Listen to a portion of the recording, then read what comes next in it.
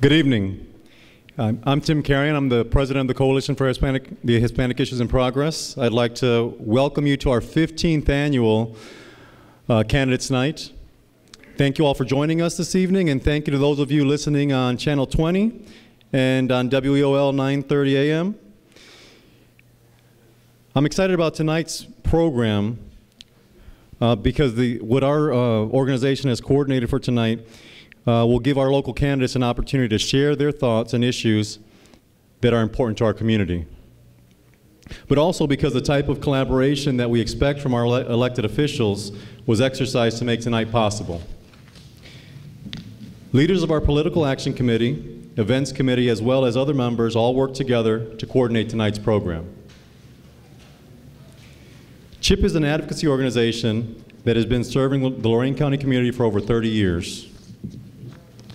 Our bylaws call us to be proactive in identifying issues and act as a resource to the community, to provide leadership and advocacy to those in need, and to prompt participation in the greater community and promote involvement in the political process. Our Candidates Night is just one of the ways that we strive to meet these responsibilities. One of the other ways is our annual leadership conference, and this year we're actually hosting our 20th annual Leadership Conference. We invite you all to participate. There on the outside table there are registration information, registration cards that you can use to research the event, take a look at what we've done and what we've put together, the different speakers that will be joining us and sharing with us this year. It'll be the 25th of April. So we welcome you all to join us, and on the outside table there's more information. Some housekeeping rules. I'd like you to please all silence your cell phones and keep your conversation to a minimum to be courteous to our candidates. Now I'd like to introduce our Political Action co-chairs, Mr. David Arredondo and Mary Santiago. Thank you very much, President Tim. And again, welcome to all of you to our 15th annual. I'm proud to have been part of this program for 14 out of the 15 years. Since 2002, I have been co-chair of the Political Action Committee and co-moderator of this program. I also serve as co-chairman of the Lorain County Republican Party. And Mary Santiago will introduce herself. Hello, my name is Mary Santiago. I am Vice Chair of the Ohio Commission on Hispanic Latino Affairs. I am an appointed commissioner. I am also a board member for the Lorain City Health Department and a member of CHIP. And I'd like to introduce Antonio. You can introduce yourself. Thank you. Good evening. Thank you, everybody, for coming. It's going to be a great event here. Obviously, my name is Antonio Barrios. I'm a member of CHIP, and I'm also president and executive director of Lorain Arts Council. And just to let you know, we'll be having a huge fundraiser on May 9th. So be sure and check out the pages of the newspaper and our website. It's a nonprofit, and we do, hold on. Yeah. Okay, you got the picture? Awesome, thank you. Well, thank you everybody for being here, and hopefully it will be an informative session for you. And I'll pass it back to our co-chair, David. We are going to begin. The ground rules for this evening is that the candidates have already been determined who will be the candidates who will be sitting at this table. They will answer 2 to 3 questions by one of the moderators. And before they begin answering questions, they will have a 2-minute opening statement. And after the questions are completed, they will have 1 minute to summarize their candidacy. So to begin the evening, the first moderator. I'm sorry. Okay. The first candidates will be for Lorain City Council, and the moderator for that will be Mary Santiago. And everyone, we do have timekeepers, which is right there, Juanita Sankis. So you look at her and she'll tell you when your time is up. Thank you. So the first question We'll go, I'm sorry, first minute statement. My name is Terrence Bivens. I'm running for Lorain City Council President. I'm here because I'm running for the office, and I would like to invoke teamwork and cooperation in City Hall, return transparency to our City Council, and also bring 21st century jobs to Lorain. And that's why I'm excited about living in the city of Lorain and working to seek the office of City Council President. Joel? Thank you, Mary. Once again, I'd like to thank CHIP, Coalition for Hispanic Issues and Progress, for hosting this evening. As my brother David has stated, we've been doing this for 15 years. As the past president of CHIP for over 10 years, I had a vested interest in it, and I still do.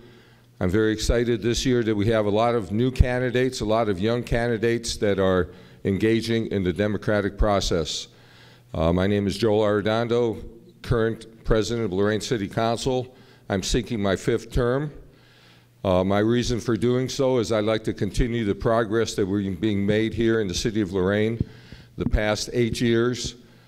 Confidence and trust are the 2 words that coincide with my name, Joel Arredondo, not only in council but in other organizations such as CHIP, the Mexican Mutual Society, the Community Foundation of Greater Lorain County, which I served as 10 years as a board member, my parish, St. Francis Cabrini, where I serve as a board member on the Financial Committee. I listen, learn, and I lead in my constituency. Council is a very thankless job. That's why I'm very enthused this year that we do have a lot more people coming out. What I mean by that is that you're never going to please everybody. We know the political process is. If you get 51% of the vote, that still means that there's 49% that are not happy with you. But I don't dwell on the negative, I dwell on the positive. I think there has been a lot of transparency these last 4 years, 8 years that I've been on council. Under the mayorship, the mayor and our council, we've had a lot of stewardship done, a lot of progress, and I'd like to continue that progress in leading Lorain forward. I humbly ask for your vote, and once again, thank you for inviting me here tonight. Okay, the first question goes to you, Joel. Here it is. What do you consider the greatest asset a candidate could have to do a good job at their position? I think I touched on that originally when I just gave my opening statement. Confidence and trust, reliability, that you know that you're going to do the job, that there's tough issues out there. If we've heard in the past, a lot of other candidates have been up here, willing to make the tough decisions, willing to give your time, your money, your efforts, sacrifice your family time for the city of Lorain. But once again, I think the biggest thing is that you know they have the integrity that you are going to continue to lead, listen, and also learn what the issues are. I think that if you have those thoughts in your mind, that you're not afraid to fail, not afraid to take risks, give back to your community, and also remember where you came from, I think you'll do very well as a candidate and also as an elected official. Same question.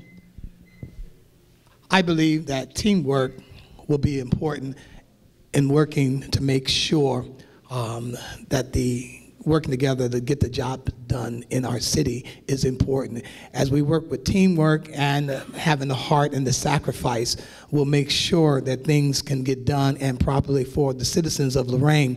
It's important to have a listening ear and make sure that every question, every ideal, every thought is important. Therefore, we bring everything to the table. As you bring it to the table and be able to hear, you can understand how we can work together for the betterment of our community, for the betterment of our citizens, and teamwork and cooperation is very important for us to work together in our city. Thank you. Next question is, what are the 3 most important issues facing the city of Lorain? How would you prioritize them, and how would you fix them? The 3 most important issues facing the city of Lorain, I believe, is job, safety, and teamwork. I know that in this life that we have to have these 21st century jobs to make sure that people can be excited about going to work and then having a very good atmosphere to work. And you have a good atmosphere at work with the management and leadership. People will get their job done and feel confident in making sure, all right, that things are done well. Safety is important. As we create safety, make sure our safety is on top priority. Everywhere you go with teamwork, with jobs, and within our city, we can make sure that Lorain can be the place where we'll be proud to live in. Thank you. Same question, Joel. Jobs, jobs, and more jobs. I think if you summed it up in 3 sections, it would be job retention, job development, and job creation. As my opponent has said here, jobs is his most important thing, and I share that same comment with him. What I mean by retention is existing companies that are here that to continue investing here in Lorain. In 2008, my first year on council, the mayor at that time, Krishenko, was faced with losing Emerson Power, which was Lorain Products. Within that short period of time, we were able to work together, get this issue resolved, and have them continue. We had Lorain U.S. Steel invest over $85 million in a arc plant here. In the same time, 2 years earlier, we had Ford leave Lorain. But as a good friend of mine told me a long time ago, Lorain is like an old boxer. We kept getting knocked down, but we kept getting back up. You know, times are tough, but tough times pass. It's tough people who stay here. But I think with the job creation and retention and development, that is my focus. Thank you. Next question. Why do some neighborhoods appear to be worse state of affairs than others? What choices are being made?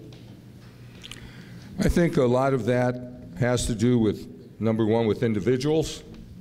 What I mean by that is called community pride. Growing up in South Lorain, a couple blocks away from this building right here, we were always taught to keep our lawn clean, our sidewalks shoveled, cut the grass, keep the yard nice. And this was from a steel worker's son. The majority of us who grew up in South Lorain was because of that. We were all steel worker families, but they took a lot of pride in it. Even if you had a dirt driveway, or even if you had a broken sidewalk, you still went out there and swept it. The house was painted, even though every summer there was graphite from the steel plant here. That's ingrained in you. If you go throughout the neighborhoods, yes, the newer neighborhoods, I could say, are in better shape. But still, if you go through a lot of homes here in South and Central Lorain, there's still a lot of homes that you see that are pretty old, but they're still pretty well kept. So to me, it's an individual's desire to do that, to show the pride. Thank you. Same question. Lorain pride is something that since I've come to our city, it's been very important to me, and I thought it was great. That's when our city began to do Lorain Pride.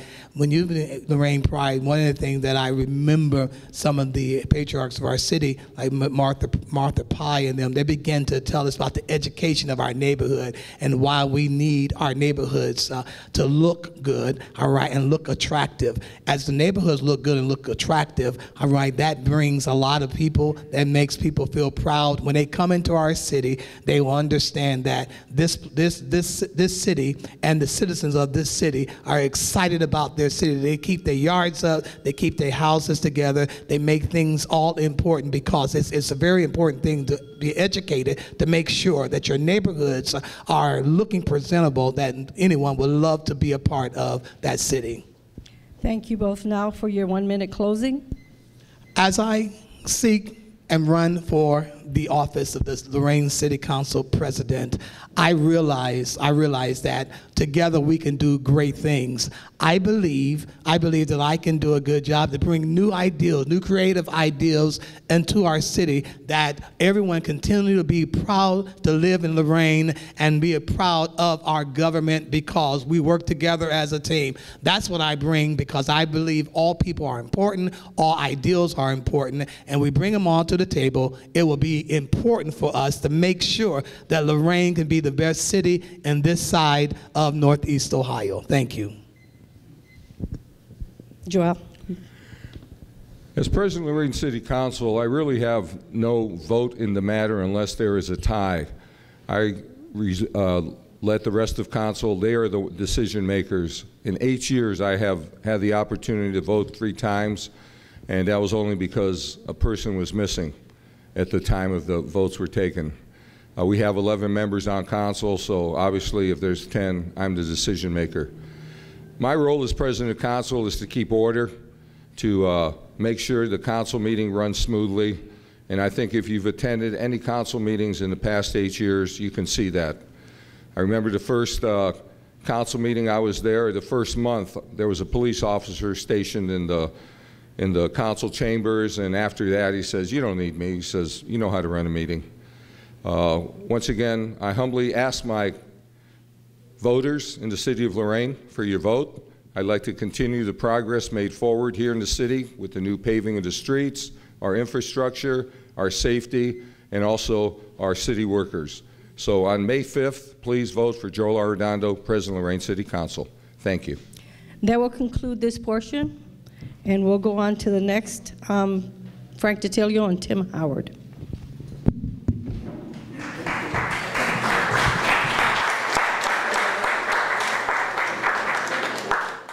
We did send out all the invitations, and everyone was invited for this forum. I don't see Tim Howard here. Okay, so then we'll follow through and go with Frank. Okay, thank you. Frank, 2 minutes. Thank you. I'd like to sincerely thank CHIP for its efforts to, over the last 15 years. I think this is a really great forum. It provides an opportunity for the citizens of the city to hear from their elected officials or their future elected officials. And I really appreciate the fact that they've taken the time to do this. I was born in the city of Lorain and have been a lifelong resident. I am a product of the Lorain school system, and I graduated from Admiral King High School back in 1965. I served in the United States Air Force during the Vietnam conflict and received an honorable discharge in 1970. I went on to Akron University and received a Bachelor of Fine Arts degree in 1975. Back in those days, I moved back to the city of Lorain. I've always loved this city, and really, it's in the middle of my heart, and I think this is really a great place to grow up and live. I've spent the last 27 years as the president of the Lorain County Chamber of Commerce, an organization designed to move the community forward. We have built a process which takes a look at the community and tries to build partnerships and takes care of those people who are living and working here. I think it's really important for us to have good paying jobs for our citizens.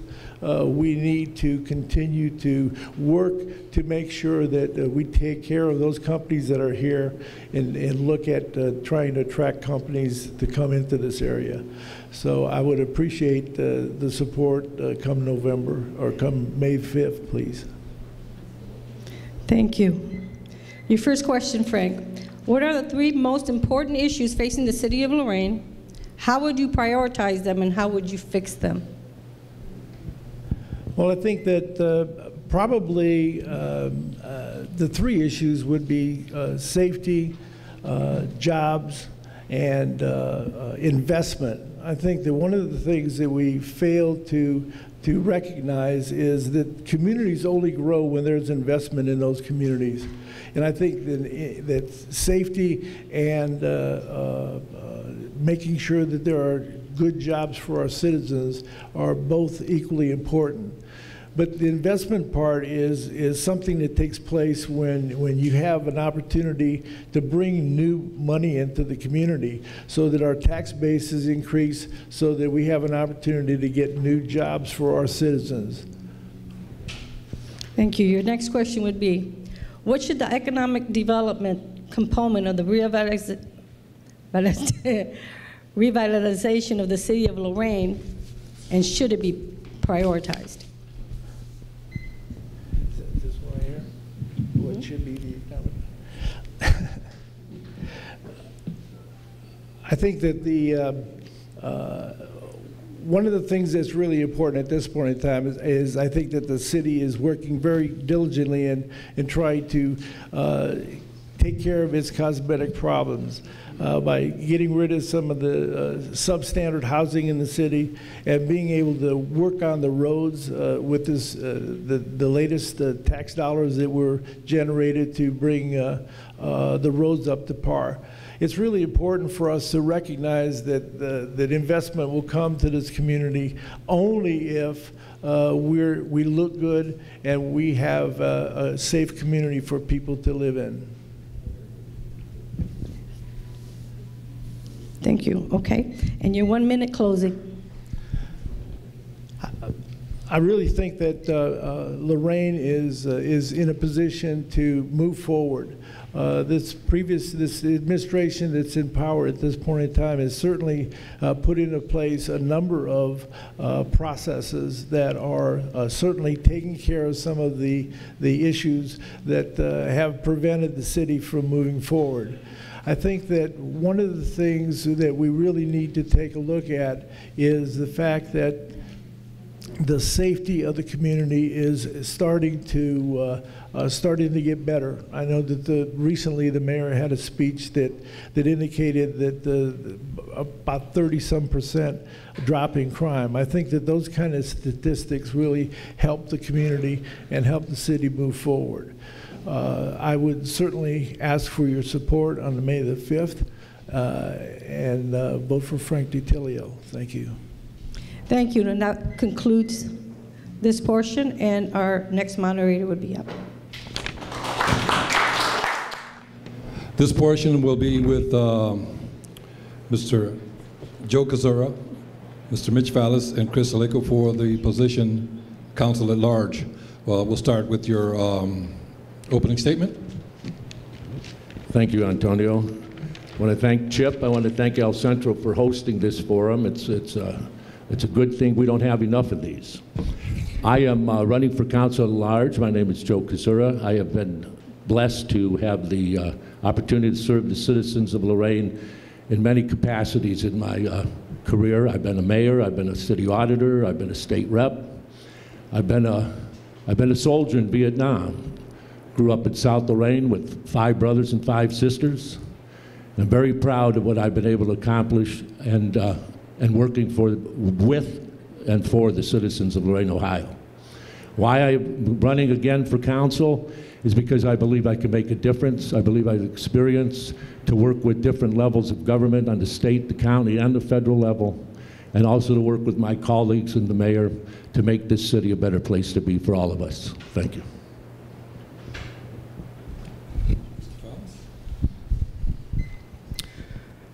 Good evening. I'd like to thank the CHIP organization for the opportunity to share about my candidacy for council at large. My name is Mitchell J. Fallis, and I'm enthusiastic about running for council at large in Lorain. I reside at 1529 West 30th Street in Lorain with my wife, Vivian. I'm a lifelong Lorain resident and a product of Lorain City Schools. My primary focus is to create the most vital city possible, one that will attract businesses and jobs, one that will have clean and safe neighborhoods, and one that will create a solid financial plan, not only for today, but in the future. As your council at large official from 2008 to 2011, I sponsored and supported legislation to create a rainy day cash fund, an economic development fund, and provide legislation to collect unpaid income taxes. In addition, during my tenure there, we were able to put infrastructure improvements into our city in excess of $26 million for West Side Sewer Relief System and improvements to roadways. I currently serve as the Chief Financial Officer of Vacation Land Federal Credit Union. I've served in that capacity for the last 4 years, helping that organization improve its financial performance. My credentials also include a Bachelor of Arts degree in Accounting and Economics from Ohio Wesleyan University.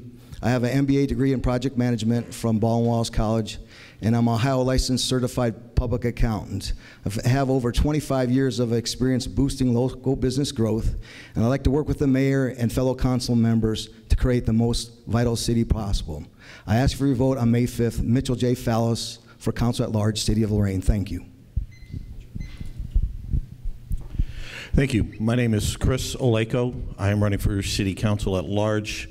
Lifelong residents of Lorain. My father was former Mayor Alex Oleko. I'm the father of 3 children. Like I said, I'm a lifelong resident of Lorain. Reason I'm running for City Council is we need new fresh blood and new leadership in this city. Over the last 20 years since my father retired, several businesses has left. Several long-standing businesses like Driscoll Music and Lorain Novelty have closed their doors because of lack of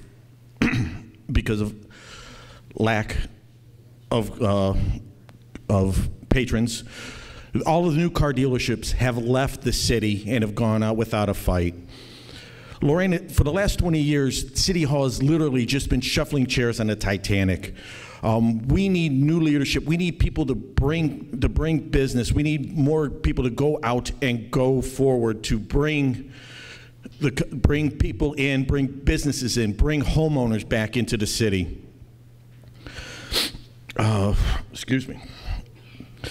We also have a brain drain leaving the city, meaning our best and brightest minds are going off to college and not looking back to come back to Lorain because they see no future in it. They see no goal, no reason to come back.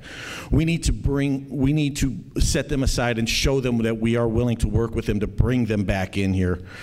I keep remembering my father always saying, the way Lorain goes, the way Lorain County goes.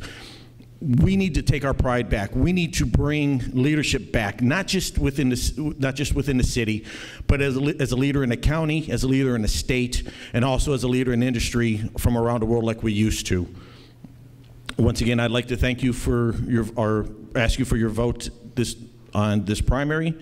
And once again, my name is Chris Oleko. We'll proceed with the first question. Currently, there is a group organized to put an initiative on the ballot for November 2015, to allow the legalization of marijuana in the state of Ohio. If so, Lorain would be one location for it to be grown and harvested. Are you for or against this initiative? You want me to go first? Yes, sir. Actually, I am not really in favor of marijuana, I must say myself personally. But I do know this, that if it does pass, and if it's going to be a facility located in Lorain, then Lorain ought to make sure that facility is governed and controlled and in the proper way. But personally, I am not in favor of legalizing marijuana. Mr. Fallis, the same question. Thank you, Antonio. I am absolutely not in favor of legalizing marijuana. In the year 2000, I had an opportunity to visit the city of Amsterdam in the Netherlands, and I saw the effects of the use of marijuana. People were walking the streets and misbehaving. So I don't think that, I would not like to live in a state where marijuana was legalized. That's my position on that issue. This question has 2 parts to it. Yes, I am in favor for medical purposes. There have been studies that it does help with people with MS, people with other muscular problems, and also they've seen that it also helps with dementia and the likes of that. The part I have a problem with is with the personal use, where it says that people are allowed to grow four plants in their homes as long as it's out of the reach of children. That's not described out. People are having a hard time keeping the guns out of the hands of children. How are we going to prevent them from getting access to the pot? I am, like I said, I am for it for medical purposes, but as for personal or recreational purchases, I really do not believe in that. I've had friends that live in Colorado, and they're saying that the stores that the pot is being sold at are being broken into hundreds of times over the last year. That's the last thing we need is more crime to be brought into the city. The next question to Mr. Fallis. No. Yeah. According to census data, the city of Lorain is 43% diverse, 26% Latino, and 17% African American. What, if anything, would you do to promote inclusion and have a city hall and other major institutions that reflect the diverse makeup of this community?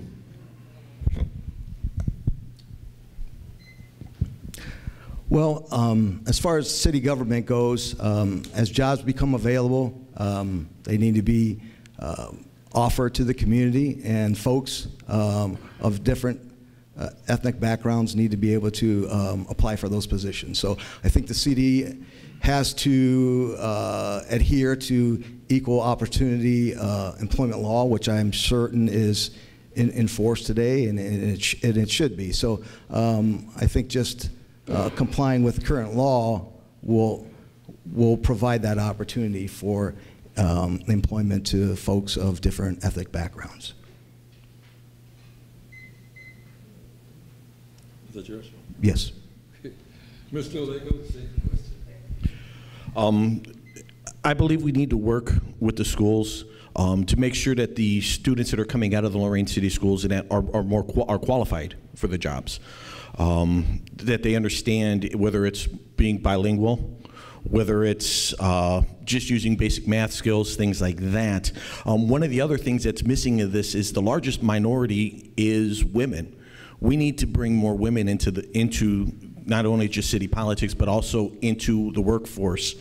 We need to make sure, once again, we just need to make sure that they're more qualified. We need to make sure they can handle the jobs.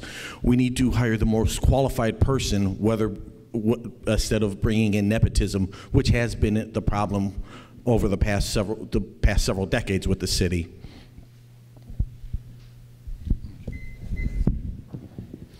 I think a city ought to reflect its population, and that breakdown ought to be proportionally to the black community, Hispanic community, and such. When I was mayor, I hired people of Hispanic descent and black community in jobs that were professional and top jobs in the city, and I think we ought to continue to do that. Our problem hasn't been with the Hispanic community in the police department. The Hispanic community seems to make out to be good police officers and enjoy being policemen. We've always had a problem in trying to get the young black folks to apply to be policemen, and we should continue in that endeavor to try to promote that and get younger folks, so that our police department especially should reflect our community. I do believe that the opportunity is there in the city to have an opportunity for young people, and the civil service testing, you know, but the police and fire and professional positions ought to reflect sincerely a proportion of what our community is made of. Did you get yours? Okay. Well, I did my answer, but you can ask a third question. There's only two. Okay. We will now go into closing statements. Go ahead, Mr. Oleco. Yes, thank you. Again, my name is Chris Oleco, and I'm running for Lorain City Council at large. As I said earlier, we have a problem with the youth leaving the city and not coming back. Our community is getting older. One of the things we need to do is we need to enforce or enlighten not only the people in Lorain, but people around us, that our housing is some of the most economical on the lakefront. We need to advertise that. We need to have families coming back into the city. Over 50% of the houses that we have are not owner-occupied. Most of them are rentals, or most of them are foreclosures. We need to have families move back into the city. I have a friend of mine that moved into here, bought a house in South Lorain, never would have thought about coming here. Now his kids are even going through Lorain City Schools, and he never would have thought of coming to Lorain because he heard all the negatives about our city. We need to promote ourselves. We need to bring the pride back to the city. As my dad, once again, my name is Chris Oleco. I am running for council at large, and I ask you for your vote this upcoming primary. I believe a council at large representative needs to listen to the citizens. Over the last couple months, citizens have told me they want the roads fixed, they want safe neighborhoods, they want employment. And so in order to create the most vital city possible, I think that the city of Lorain should focus on the following 4 initiatives. Economic development. We need to increase revenue from jobs by attracting businesses to our city. How do we do that? We get out of our city, we go and get involved in other organizations, and we sell our city to the business community. We need to develop a strategic plan to create the highest and best use for our lakefront and waterfront property. The police department has been doing a great job in terms of keeping our neighborhoods safe and clean. We need to continue to remove blight from our neighborhoods. We need to continue to fix our roadways, fix our water lines, and last but not least, I think we can develop a strategic plan to increase the municipal credit rating of our city, thereby reducing the interest expense that we pay on our debt. I'd like to have the opportunity to work with council and administration to create the most vital city possible. I ask for your vote on May 5th. Mitchell J. Fallis, Council at Large. Thank you. The future of Lorain sits at the mouth of the river where it began, the Lake Erie and the Black River. That's where it is. The days of someone going to tell you they're bringing in a factory in here with 5,000 jobs, that's just not going to happen. The reason the auto agencies are out on, not in Lorain, because they all want to be on a highway where the companies told them to be out on the interstates. That's where they're at. So Lorain has to focus on an asset that no one else has. You can't create that Black River, and you can't create that Lake Erie anywhere else. So we've got the potential. That's the future of this city. The future, too, is also working together. This stuff of getting back, the city of Lorain, just like every county and city, has been, actually, the state of Ohio has balanced their budget on the backs of local government.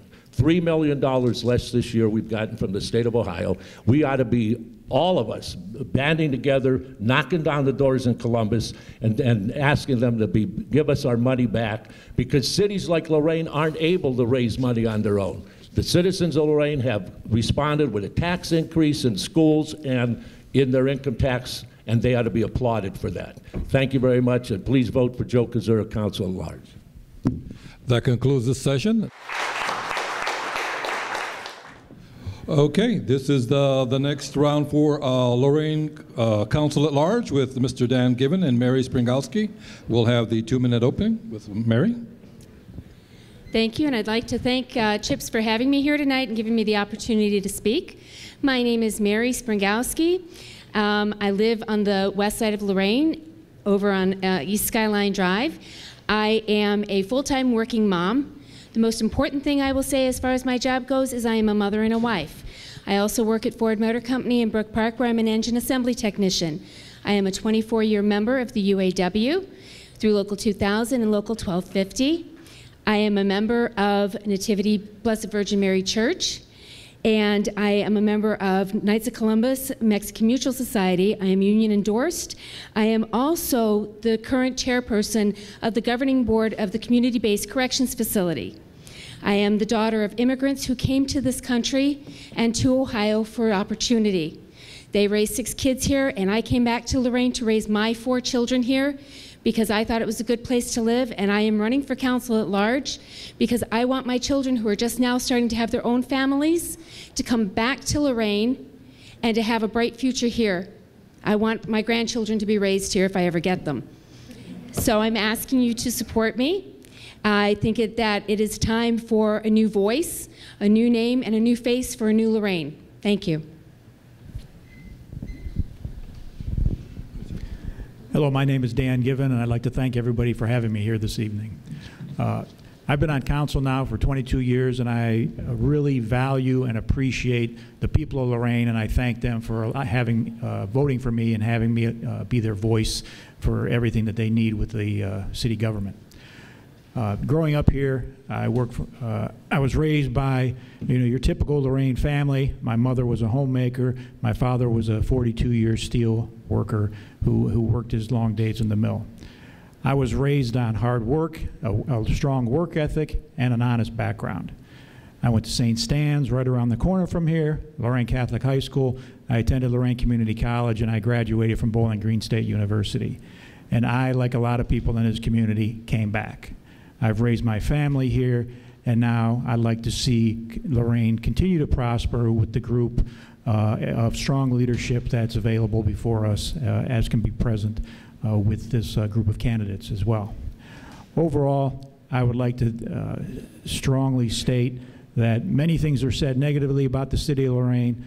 The city of Lorain is a proud city. We've worked hard, we've turned the corner, we've weathered the recession, we've balanced the budget, we've got away from deficit spending, and now we have our opportunity to have a seat at the table. I'd like to be part of that. As Chairman of Finance and Claims, I think we've brought the city to the position of future growth, and I appropriately request that you vote for me on May 5th, and I appreciate everything you've done for me in the past.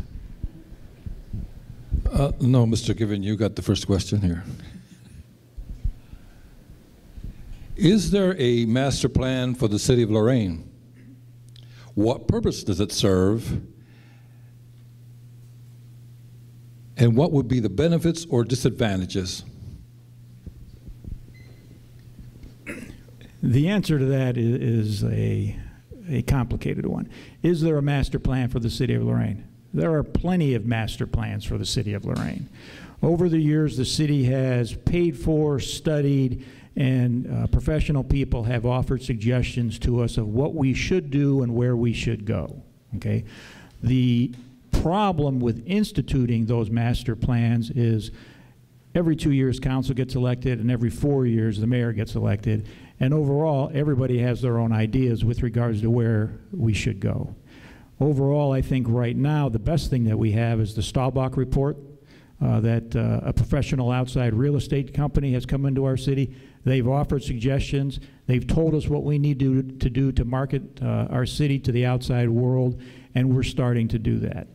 And it basically comes down to invest in yourself, clean up your neighborhoods, fix your crime problems, and once you truly have the jewel of a city that you think you have, other people will come. Is this on? Okay. Not being a political insider and just being a regular citizen like everybody else, it would appear that if there is a master plan, it's to maintain the status quo. Nothing's moving forward. That it's evident in the people at council.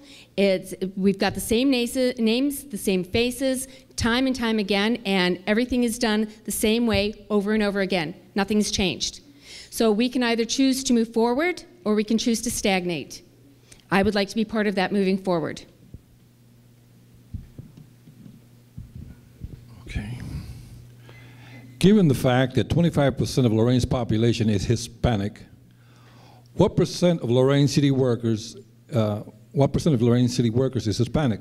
Should bilingual employees be compensated for the service they provide with the ability to speak Spanish or another language? I absolutely believe that they should be compensated for their knowledge. I have a daughter who is conversational in Spanish, French, and Italian, and has worked diligently to be able to communicate with others. And given the large population, if we're representing the people, how can we not speak their language? We have to be able to communicate with one another.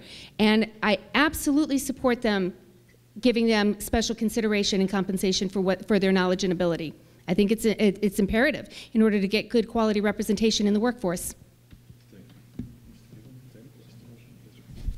Same question. I don't think the question was answered with regards to the population of Hispanics in the city workforce, but I believe that, and I'm not a member of the Human Resources Department, I believe it's probably around 10%.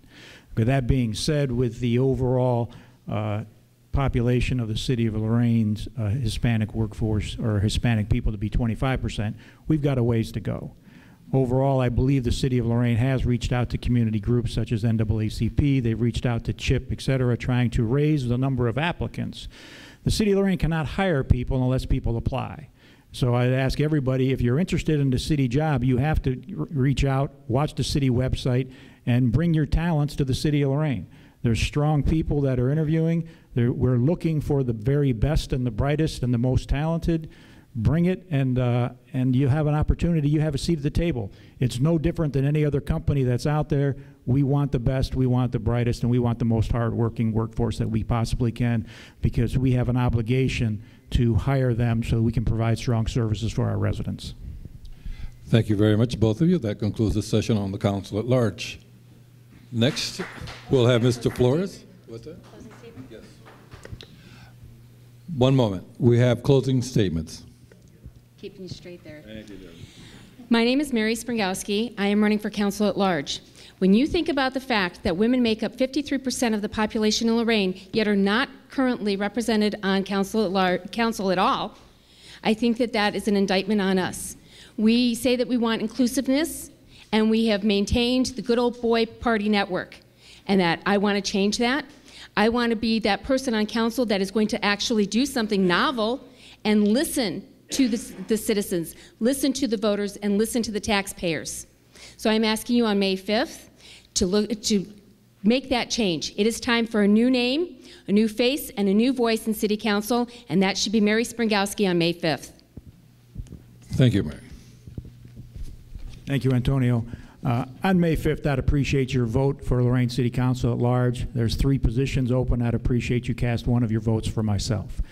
Overall, when people are looking to hire people within their company, they want the best, they want the brightest, they want the most qualified. What I expect and what I would ask that the residents of Lorain do is look at the backgrounds, look at the education, and look at the overall experience of every candidate that's running and choose appropriately.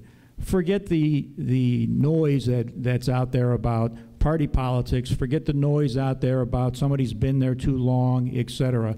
Look at the background, the education, and I think the choice will be clear in every ward race, every council at large race, and every other elected position. I appreciate your consideration. My name is Dan Given, and I'd appreciate your vote on May 5th. Thank you very much.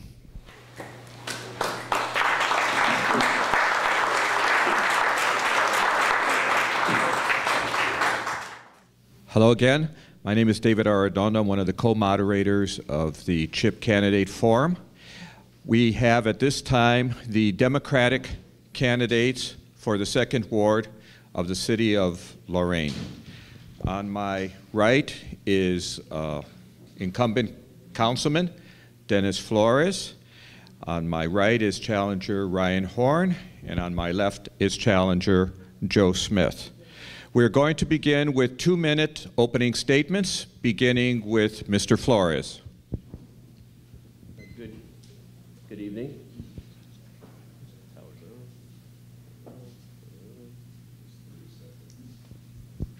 Good evening.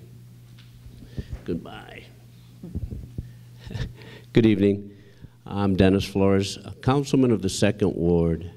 I realize time is precious, and I want to thank all of you for being here tonight. I'd like to thank the Coalition for Hispanics and Latino Issues and Progress, and El Centro for providing for sharing this venue. I've always said that the 2nd Ward is the heart of the city.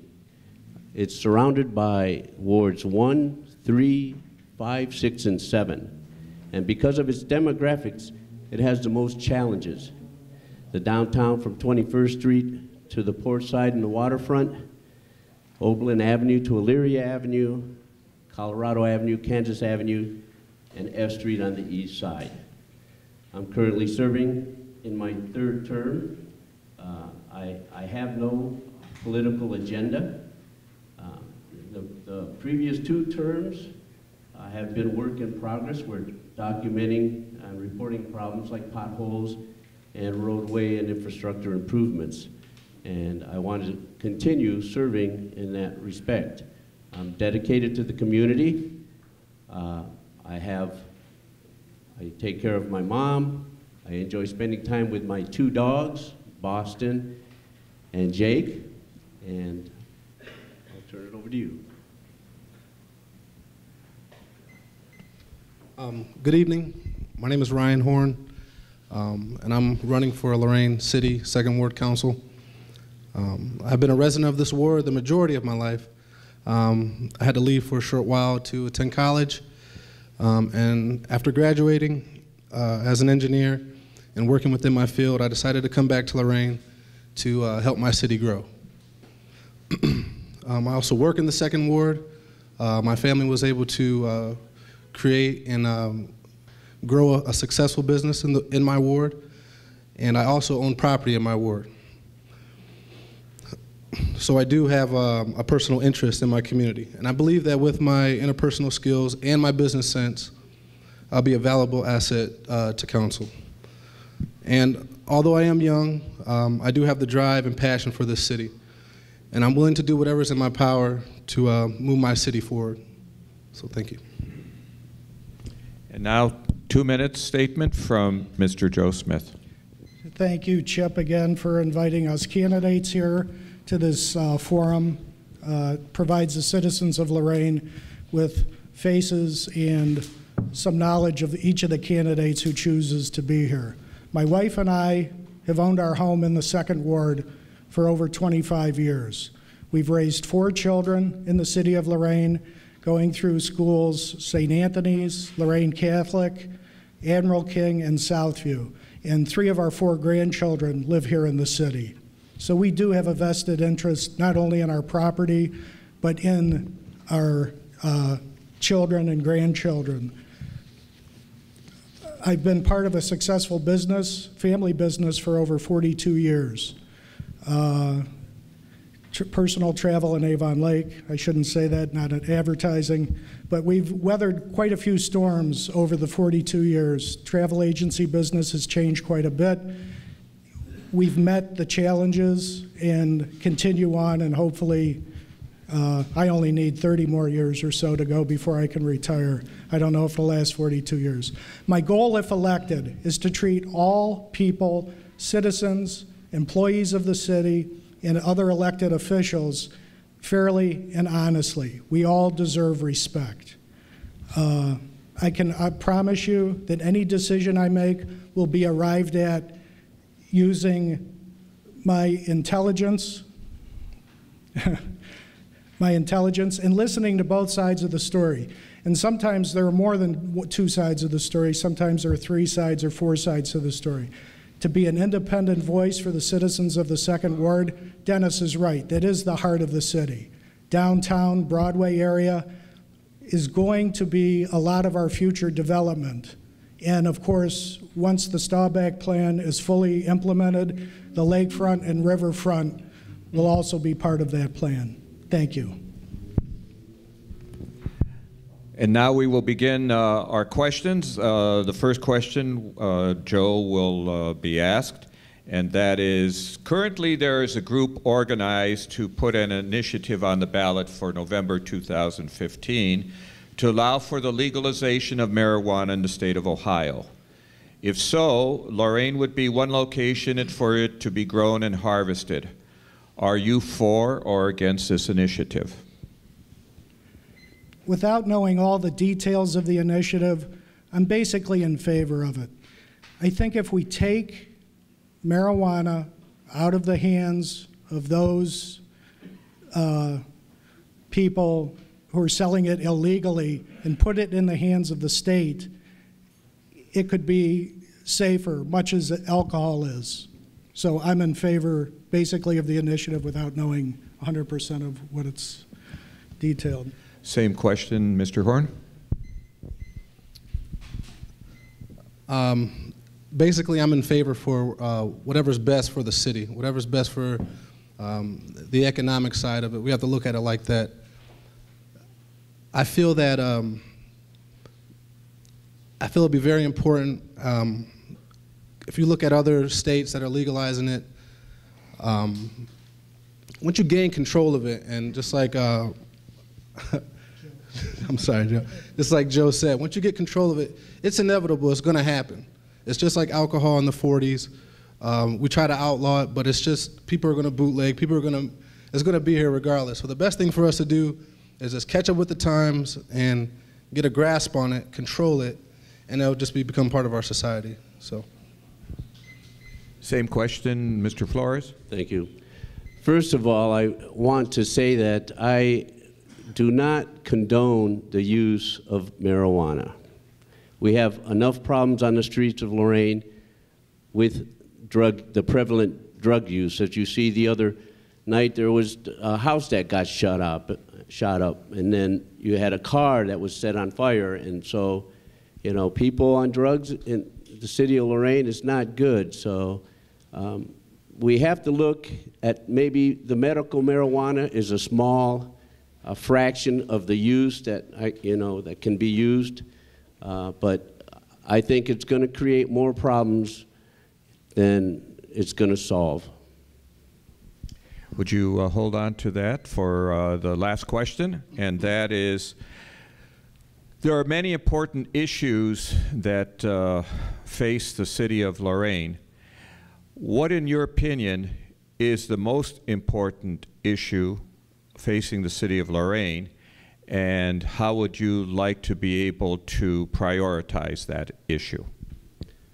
One of the most important issues right now is our VA and the continued negotiation to keep it in the city of Lorain and in the St. Joseph's Community Center area. So,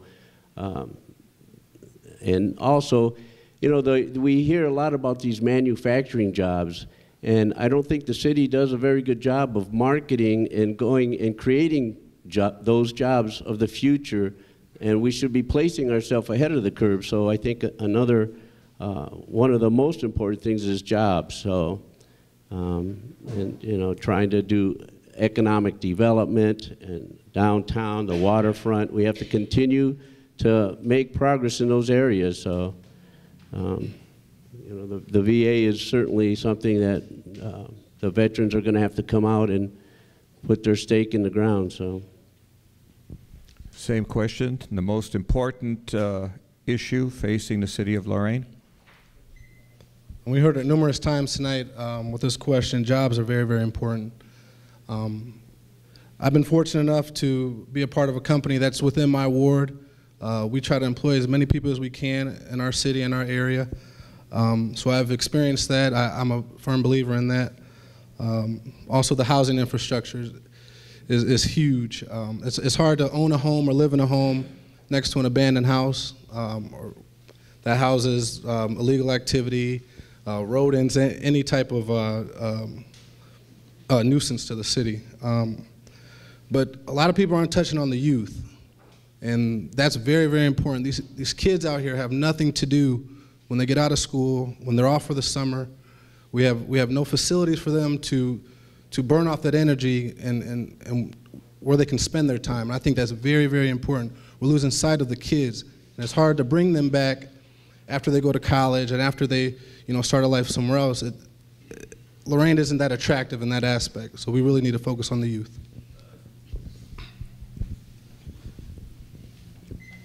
I think the most important, in walking around the second ward in my campaign, we have an unbelievable amount of vacant properties that contain litter and abandoned properties.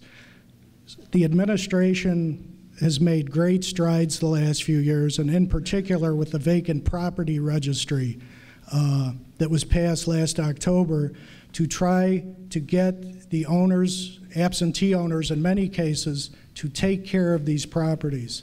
I think one aspect of that that should be followed up on is to work to shorten the time between the notification of the property owner that there's an issue with their property and the time they need to have it rectified.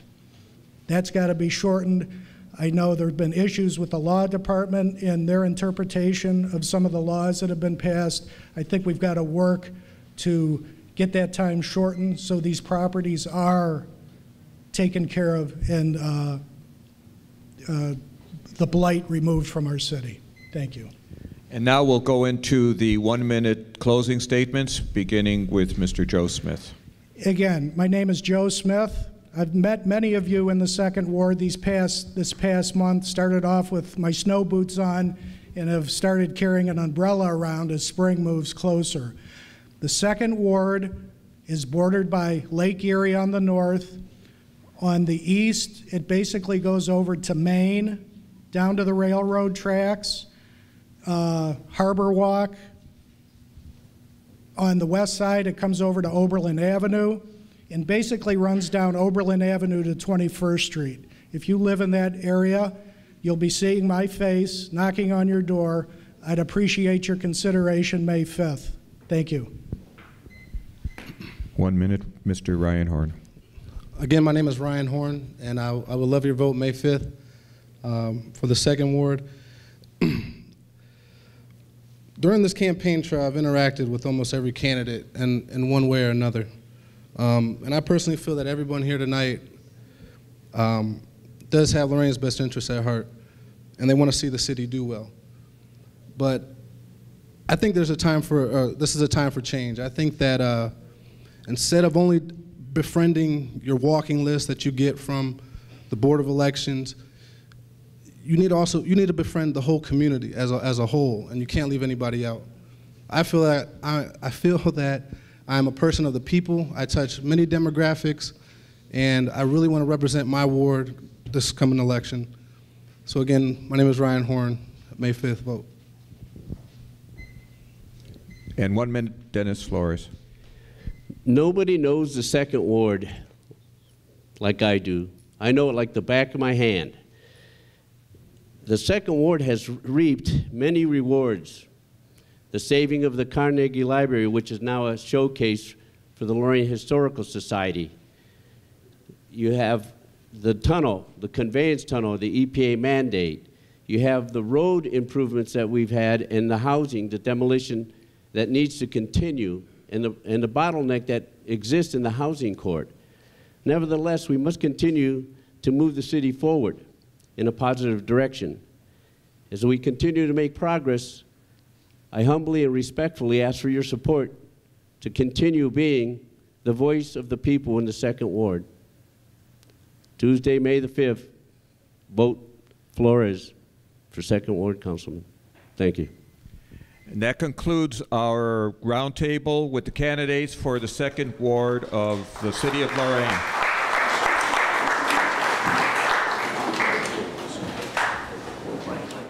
As we begin our next roundtable session, I want to remind our audience to please consider your conversation, if you can keep it down while we are talking with candidates.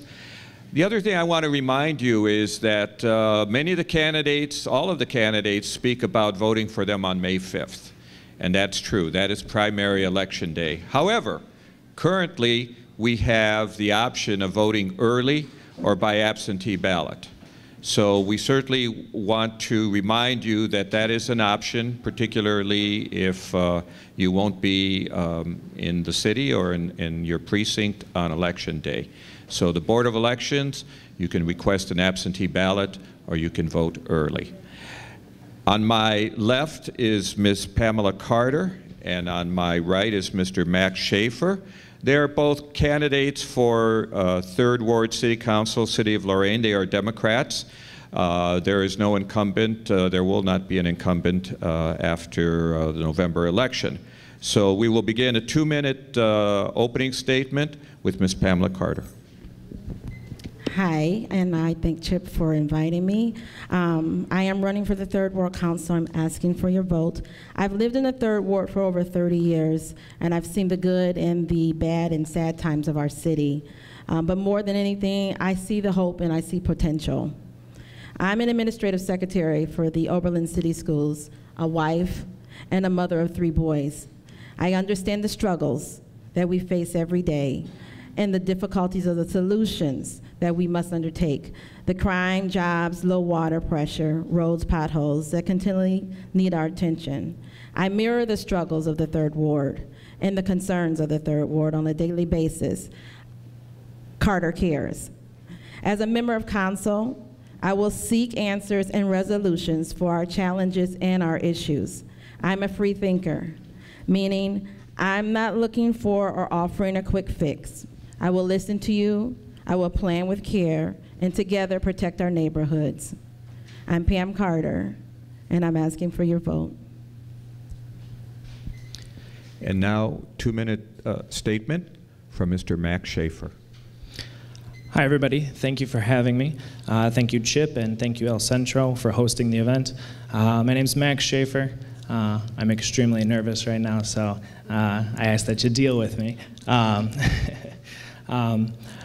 I love the city of Lorain. I love that I was born here. I love that I was raised here. And I don't think you get that too often with this younger generation. You hear a lot about the problems. I think we need to put that in the past and just focus on the future. I show my love and my pride for the city through my community involvement.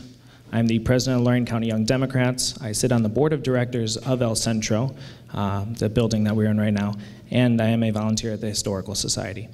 I believe any public servant needs to know the community. I know the Third Ward, I know the Lorain, I know the city of Lorain, and I respectfully ask for your vote May 5th, or, like Mr. Arredondo said beforehand, by early voting. We'll begin the first question with Mr. Schaefer. And this question is, should Lorain increase the personal income tax from its current level? And if so, to what activities should it be dedicated? No. I think it's as simple as that. Lorain has one of the highest, if not the highest, in Lorain County. It's higher than our sister city of Elyria. But in the increases that we've seen lately, we have seen improvements. I think we need to continue to use those funds that we have increased in the past years with our basic infrastructure improvement. We need to handle the basics before we do any grand planning or anything like that. We need to handle infrastructure, blight. I think the current administration is doing a great job of that, and I think we need to continue on that and improve upon that. Same question, Ms. Carter. Should the personal income tax be raised from its current level, and if so, to what activity should it be dedicated? My answer to that is no. Not unless, unless we exhausted all of the other avenues that are offered to us.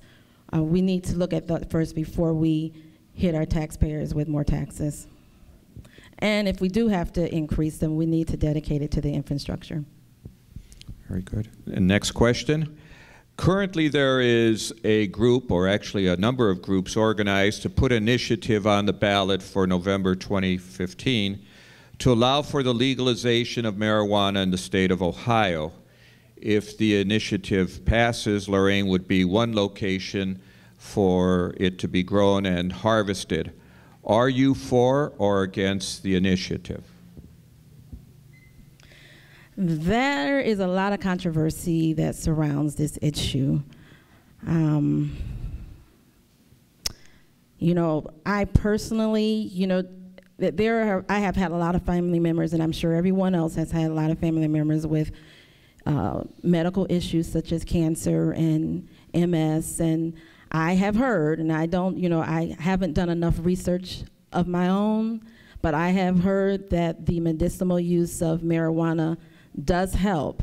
So, if that is the case and they can take the THC out of it, then yes. But what I really want is I want what the city of Lorain and the constituents of the city of Lorain wants. We have a problem out there with the marijuana use with our youth, and it is out of control. It's out of control with drugs, period. So, like I said, if they can take the THC out of it, then, I'm for the medicinal use, but not for recreation. And same question, Mr. Schaefer. Thank you. Yeah, this is a very interesting issue that we face this November. I'm not per se for or against any specific group effort right now. I am for the use of medical marijuana and the legalization of medical marijuana, as well as the growth of industrial hemp. We can use hemp for a number of products, and if we can have a grow site that focuses on marijuana and hemp, for those two reasons, I think those would be our better options instead of recreational use. Thank you. And now we are ready for the 1-minute closing statement, and we will begin with Mr. Schaefer. Thank you very much. Again, my name is Max Schaefer. I'm running in the Democrat primary for 3rd Ward Council. I touched on some of my community efforts before, but I also want the people to know that I'm a hard worker, I'm a good listener, and I'm a critical thinker. And I think those are 3 important issues or important qualities any public servant should have. have. You need to be humble enough to understand that you don't know all the answers and that you need to listen to your constituents. You need to critically think, because the decisions you make will affect thousands of individuals, and you need to be a hard worker. This is a part-time job, but if you're doing it correctly, it's a full-time job. So, again, I just ask you for your vote and your support over the next few weeks, next few years. Thank you. And 1 minute closing statement from Ms. Pamela Carter. Okay, once again, I want to thank Chip for allowing me to be a part of this. This has been a really interesting walk, being a first-timer coming out to run for council. You know, obviously there are issues in Lorain, and it's going to be up to us as the people of Lorain to move our city forward. And I want to be a part of that. I have been home with my children and my family, you know, with my husband, and I didn't take a lot of interest in politics until a couple of years ago. And I want more for Lorain, and I do believe in Lorain, and I believe Lorain can do a lot better. I just think we all need to hold ourselves more accountable, and we need to raise our expectations here in Lorain. So I will work hard. Win or lose, good luck to you, Max. I think we all want the same thing for our city. We want a better Lorain, and I know that we can do this. So thank you, and see you on May 5th. And that concludes our session for the candidates, Democrat candidates, for the 3rd Ward of the City of Lorain. And we now will continue with our next roundtable.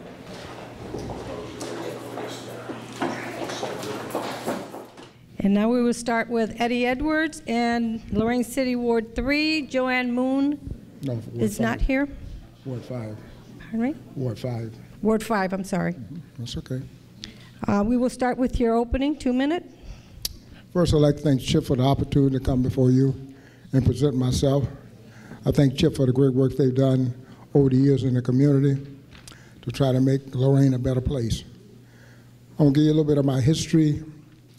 I got involved working in people campaign approximately about 10 years before I even thought about running, organized in the community and beyond the city of Lorain, because I felt that Lorain had a lot of potential, and it still have a lot of potential. We go through the same thing other cities go through, companies leaving, companies coming in, but we have to stay ahead of the curve. And one of the things I look at in Lorain, we have not changed the atmosphere, and the businesses change. And in a city, you're going to lose us. You're going to lose these type of things. One of the things that helped me, those 10 years I worked in other people's campaign, helped me become a stronger candidate and a strong councilman when I became a councilman. And working with the people in Lorain, in my ward, especially the 5th Ward, I have the largest geographical ward there is in this whole city. And one of the things I found, I will listen to what the people say because I represent them. I'm their voice. I'm an independent thinker, and I always will be, because the people that put me there want me to speak for them. And one of the things I find in being a councilman, you have to be flexible. You work not only with people in your ward, but beyond your ward. And that's one thing I really have learned to do, and one thing I try to master. And I thank you for your support. I ask you to vote for me on May 5th, Eddie Edwards, 5th Ward Council. Thank you. Your first question, Eddie. Why do some neighborhoods appear to be in the worst state of affairs than others, and what choices are being made? Well, I don't think we're in a situation that we're worse than other cities. I think we're having some of the same problems. I think the fact is what you do with what you have. And one of the things we did several years ago, and one of the people that's still on council is Mr. Given. We used to listen to what Starbucks told us, what they said our assets were, and what our thing we had to do to change. And we've done that. We're doing that. We're ahead of the curve. Even though there's competition out there and wanting to bring businesses to them, a lot of it is where you geographically are. Most cities is close to interstates and expressways. They have the upper hand because it's easy for them to get their product there, delivered and sent out, shipped out. That's what makes us a little bit different from other cities. We're all the way in at the lake. We're tucked in. And that's one of the things I see that we're up against. Your next question, your final question, and then we're going to your 1 minute. What are 3 achievable goals that you would champion for the next 2 years if re-elected? Infrastructure. If you don't have good infrastructure, companies, families, business are not going to move to your area. Because when they ride into the city, number one thing they see is your streets. Number 2 is your neighborhoods. And the other thing they look at is the neighborhoods where the schools are in the neighborhood. And that's one thing I find that we have got to change, fix our infrastructure. We're working on it now. There's money that's there. You have been, the taxpayers have been good to pay for the road improvement that we asked, and we're going to continue to use that. And one other thing I'd like to say before I finish, I have been one person that has taken City Hall to the people. We're having a town hall meeting here Thursday night at 6 o'clock to let the people in the neighborhood and beyond the 5th Ward hear what is going on, hear what's going to be laid out by the federal programs and the money we have to help seniors repair their homes. Thank you. Now your 1 minute, final closing. 1 minute. Since I ain't got no opponent, I should have it that time too. You know, I'm just asking. If you don't, a closed mouth don't get fed. Thank you very much. I appreciate your support over the years. We have tried to use the money wisely. We have done some things in this city that some people say couldn't be done. We moved those high lines from downtown, and that has been successful. There's several projects in my ward that's going on now. You look at the Elyria Avenue, that's a big project. Infrastructure and the paving and curbs of those streets. I just ask you to support me on May 5th. I may not say what you want me to tell you, but I'm going to tell you the truth. I'm not going to lie to you. That's one thing. I have my integrity, my leadership is very important to me. Thank you and God bless you. I'll see you on May 5th. Thank you. Thank you. That concludes Ward 5. Now we're going to Lorain City Council 6th Ward, Angel Arroyo, Matt Harkin. We're going to go into our 2-minute opening. Angel? Good evening. My name is Angel Arroyo Jr. I am a resident of Lorain. I grew up most of my life, or half my life, in South Lorain and the other half in the west side of Lorain.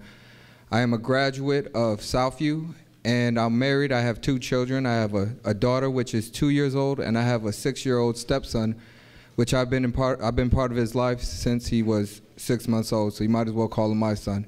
And that's the type of person I am. I work with at-risk youth across the country. I work with the street gangs in Cleveland, but I also work with the homeless. I work with the prison inmates, and I work with city officials in the city of Cleveland.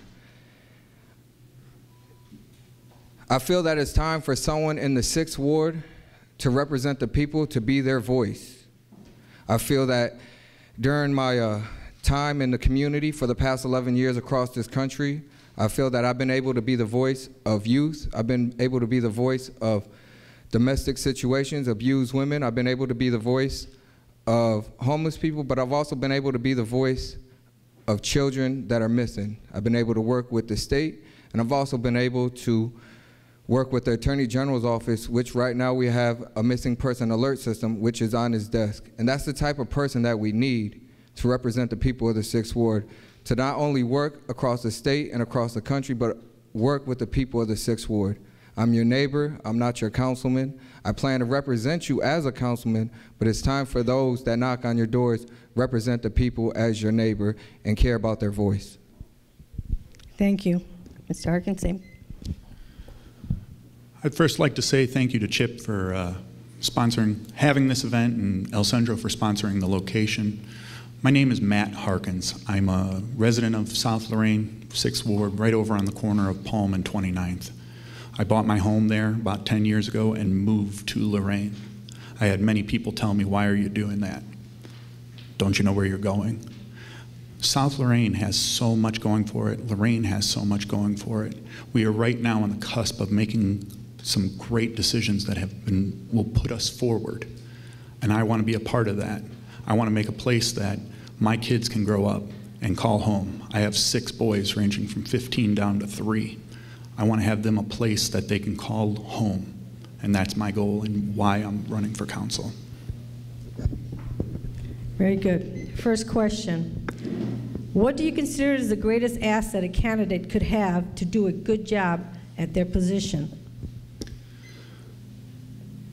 One thing that would make a candidate great for this position is being seen. One of the hardest things I've heard when out campaigning is them not knowing who their councilman is or not knowing even when council meetings are. If you're not knowing who your councilman is, that does nobody any good. The city doesn't get the representation, the people don't get the representation. As a councilman, you need to be seen, you need to go to events, you need to be out there for everyone to know who you are. Same question. I definitely feel that as a councilman, you need to be seen. And I can say for the past 11 years, I've been active in the community. I've walked the streets, not because it's a political season, but I've walked the streets because I believe on working with my neighbors. Last year, we were able to do the National Night Out Against Crime right here on Pearl Avenue. And the goal of the National Night Out Against Crime was to build a bridge between the community and the law enforcement. And those that know the 6th Ward know that there's certain types of bridges that are not there with the people and the law enforcement. And the 6th Ward needs somebody that's willing to be in the community, work with the community, and be able to be their voice inside of City Hall. And not just be the voice inside of City Hall, but be the voice from City Hall to the people. And that's what the 6th Ward needs. Very good. Next question. What are 3 achievable goals that you would champion for the next 2 years if elected? My 3 goals are, and I've been putting it on my literature, but it's something that I've been walking with through my every single day job. And it's community pride, it's youth development, and it's safety. You have to know where you live to believe where you live. The 6th Ward at one time had hills, had Builder Square, had movie theaters, that had shopping centers, and that's something that this 6th Ward needs again. If we continue to see what's going on in the news, the steel mill is what made South Lorain. And unfortunately, in the past month, close to 800 people have been laid off. And it's time to have someone in City Hall that's going to fight to be the voice of the union, to fight for those jobs, to continue to stay in Lorain. And those are my 3 goals. Also, my goal is with safety, and it's to build that bridge in the youth. We have El Centro here with youth programs, and we also have the Boys and Girls Club, which is in the 5th Ward, but it's time to bring back programs for the youth. I ran open gyms in 2007 at the Lincoln Community Center, and we had at times twice a week over 75 kids from across the community, different gang members in different cities. It's time for someone to represent that city, and that's what we need. Same question. 3 things that I would champion while as a councilman. 1, safety. Without safety, we have nothing else to worry about. We have to have that be our #1 priority. With that, I've worked with the police department. I actually did receive the FOP endorsement from them in my campaign to be councilman. I want to see jobs. I think we have a great start in cleaning up our neighborhoods, which will make it more advantageous for companies to come in. And then the 3rd would be the cosmetic issues. We need to have programs available and funds to help people fix up their homes, fix up their neighborhoods, fix up businesses that we currently have. Okay, this will be the final question. What are the 3 most important issues facing the city of Lorain, and how would you prioritize them, and how would you fix them? I said the last question. My 3 goals are the 3 issues I feel are jobs, 2, safety, and 3, youth development.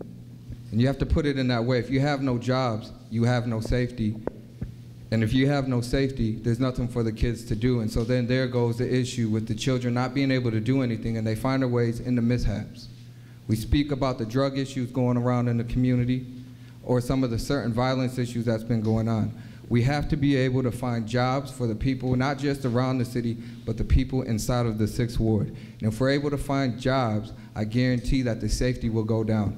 I've been able, for the past 5 years, been able to work with the police department in the city of Cleveland, hands-on in community policing. I've been able to work hands-on with the police chief in Cleveland, and the commanders of the 2nd, 1st and 2nd District, and the 5th District, the most violent areas over there, with working with the children and guaranteeing if you get a job, one thing when in Boston, biggest way to stop a bullet is to get them a job. We've been able to do that. I've seen it work, and that's something that I guarantee to bring to the 6th Ward. Same question. Yeah. What would be the 3 most important issues facing the city of Lorain, and how would you prioritize them, and how would you fix them? 3 most important things. Once again, safety. It is huge. If people don't feel safe where they live, if companies don't feel safe that they can have a business here without it being damaged or vandalized, they're not going to want to come here. So we need to create a safe environment.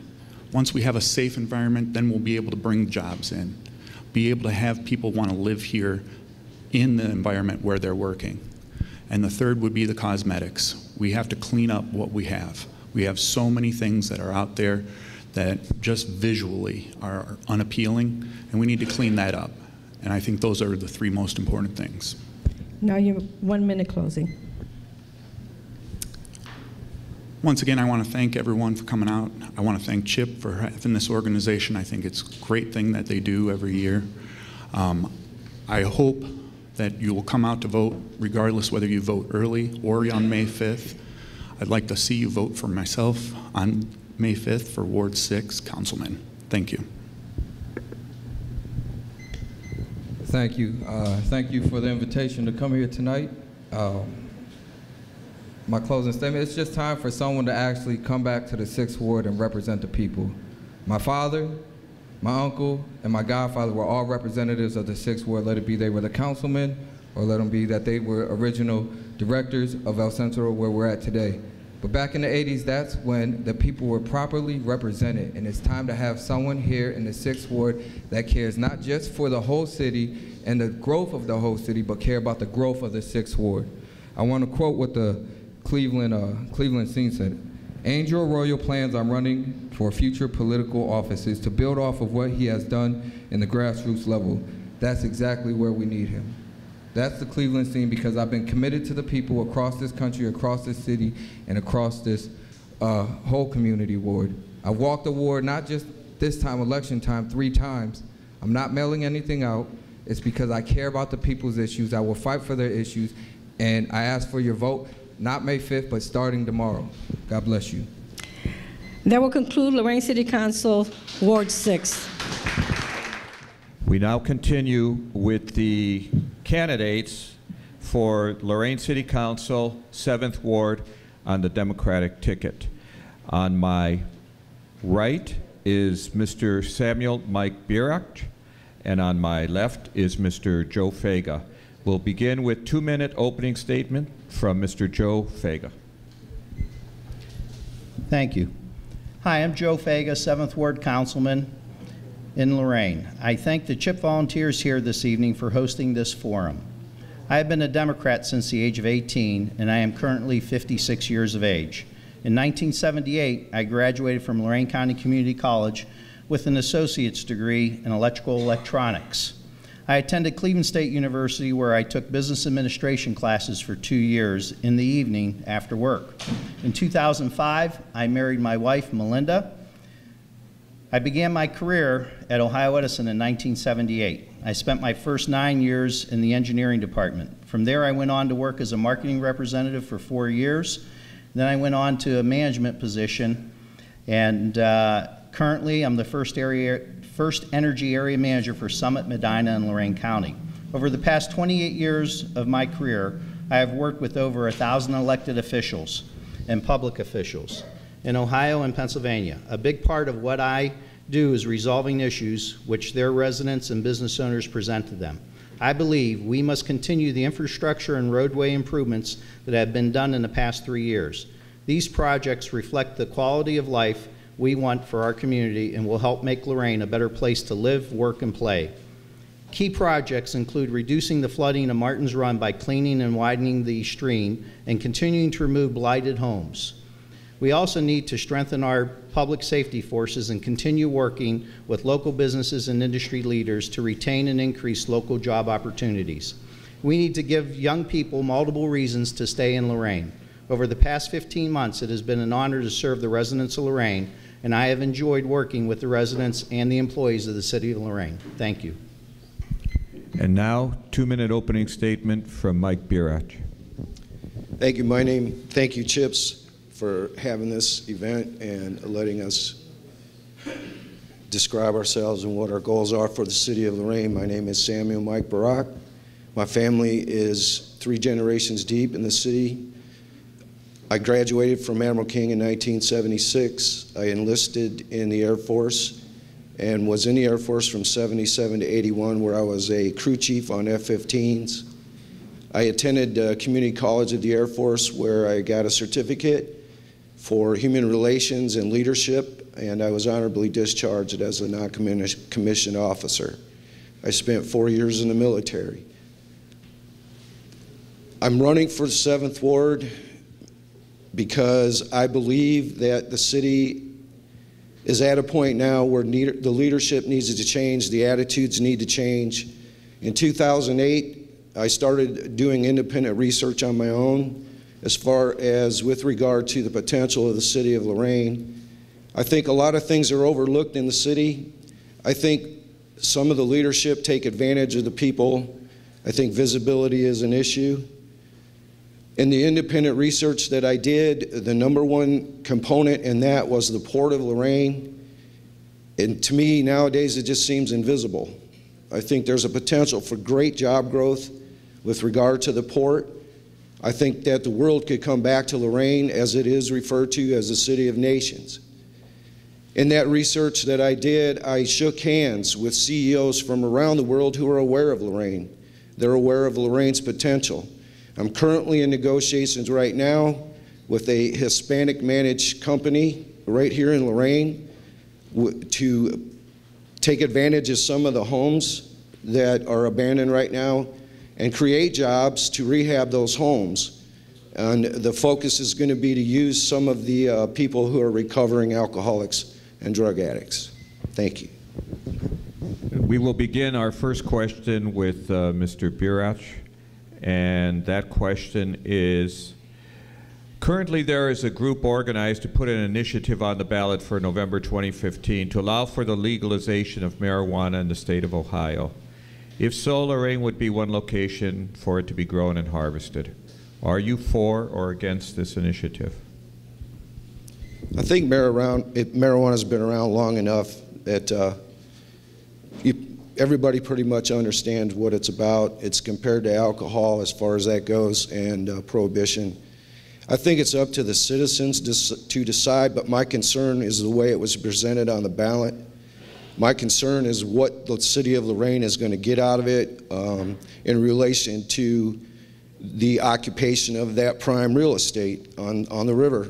That's my main concern. I don't use it personally, and I know that there's issues with drugs that start with marijuana use, but aside from that, it's whatever the citizens of the city want. Same question, Mr. Fega. Thank you.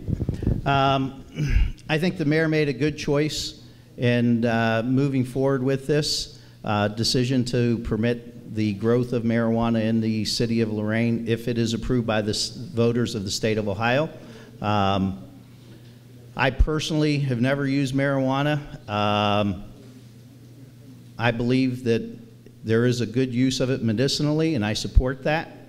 And if it is approved by the state voters here in Ohio, I support the use of it, the growth of it here in the city of Lorain. Next question.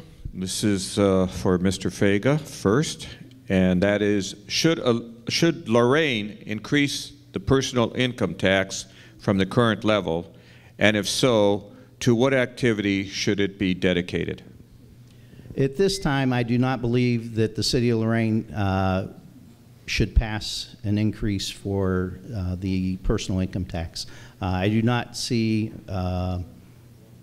that passing. I don't believe the residents would approve that at this time. We just had a recent increase, and at this time, even though the city could use more money, I don't believe it would be a good decision to do at this time. Thank you. The same question, Mr. Birach? No. No, I don't think taxes should be raised. I think the answer is economic development, and I think there's a fallacy that people believe that you cannot raise the blue-collar tax base without improving infrastructure before you can invite or entertain corporations and businesses to come into the city. I have personally communicated with businesses who are really not concerned about the state of the city.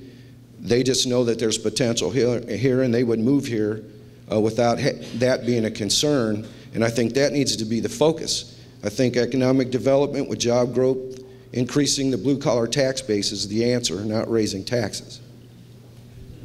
And now we'll go into our 1-minute closing statement, and we'll begin with Mr. Birach. Once again, I'd like to thank CHIPS and El Centro. I think El Centro does an amazing job for the city of Lorain as a whole. When I enlisted in the Air Force in 1976, it was because there were no jobs here. When I returned in 1981, we had entered into one of the toughest recessions ever experienced in this area, and I'm still waiting for that to resolve itself. I'm waiting to come out of that. I spent time in Local 2000 at Avon Lake Ford, Local 268 as a carpenter in Youngstown. We need to support labor, and we need an educated workforce, and that is one of the components that will attract jobs and corporations to this area. If you take care of the people that work and you produce a good workforce, the corporations will come. If you have apprenticeship programs and you're proving to the world market that you are interested in training and having qualified people available for them, they'll come. Thank you. And 1-minute closing statement from Mr. Fega. Thank you. My career experience, particularly having to work with large groups to reach a consensus on the best solutions, continues to give me the opportunity to help elected officials resolve issues that are important to Lorain residents and business owners. I have volunteered countless hours serving the residents of Lorain County with multiple nonprofit organizations. I have served as a board member of Community Health Partners Foundation, Salvation Army, Lorain County United Way, Easter Seals, Big Brothers Big Sisters, Boy Scouts, Lorain County Retired and Senior Volunteer Program, and Team Lorain County. I also served as the chairman of the Lorain County Chamber of Commerce and the Lorain County Urban League. I believe that my work with public officials and volunteer work with nonprofit organizations over the past 28 years makes me the best candidate to proudly serve as Lorain's 7th Ward Councilman. Thank you. And that concludes our roundtable with the Democratic candidates for the 7th Ward City Council, City of Lorain.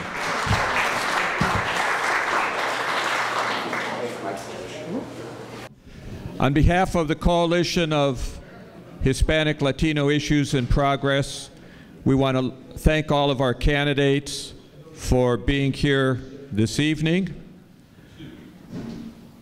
We want to especially thank the candidates for the office of the mayor of the city of Elyria.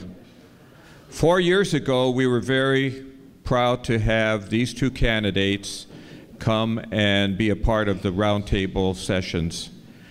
These two candidates have had 4 years to do some different things, including serving as the mayor of Elyria. And now we have a rematch, and we're very happy that the candidates have chosen to come and be part of our candidates' evening. On my right is the mayor of the city of Elyria, Holly Brenda. On my left is the challenger and the former city of Elyria, Mr. Bill Grace. So we will begin with 2-minute opening statement from Mayor Holly Brenda. Thank you so much. Appreciate the opportunity and like to extend my sincere appreciation again to Chip. You know, I came to the office of mayor with the perspective of a wife of 33 years, the mother of 4 grown children, a seasoned professional at the end of her career with a master's degree in public administration and 27 years of management experience. And perhaps most important, as a fourth-generation Illyrian. My husband and I love the city, we love our county, and like so many of you, we're working very hard to help our community prosper again. We also came with many challenges. Elyria had been allowed to deteriorate due to a lack of sound management practices, a reputation for being unfriendly to business and no economic development focus. The narcotics unit had been eliminated and drug dealers were taking over our streets. Nuisance properties in our neighborhoods were contributing to crime and lowering property values. There was no comprehensive plan for aging infrastructure, and our quality of life had started to deteriorate.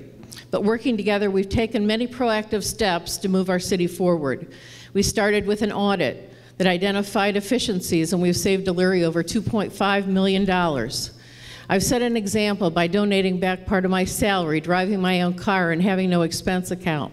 We're doing more with less and growing our tax base with a real focus on economic development with a new plan. We've created new business incentives, a new community improvement corporation, conducted a market analysis for the redevelopment of our business districts. We're more business friendly. And all of this wouldn't do much good if we weren't safer. We've reinstituted our narcotics and neighborhood impact unit, and since May of 2013 have made 431 drug-related arrests, working with the city of Lorain.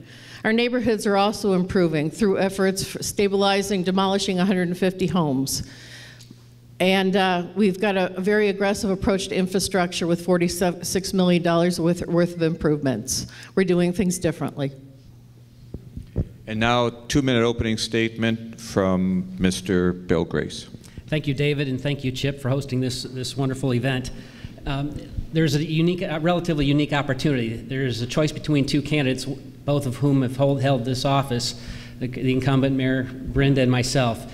And I would pose that there are two main areas to compare ourselves. One is our level of accomplishments and our level of priorities. And as far as accomplishments are concerned, in the years that I served as mayor, we accomplished one major project after the other. It was just one after the other, and that even included a period during the Great Recession, which we were having very difficult economic times.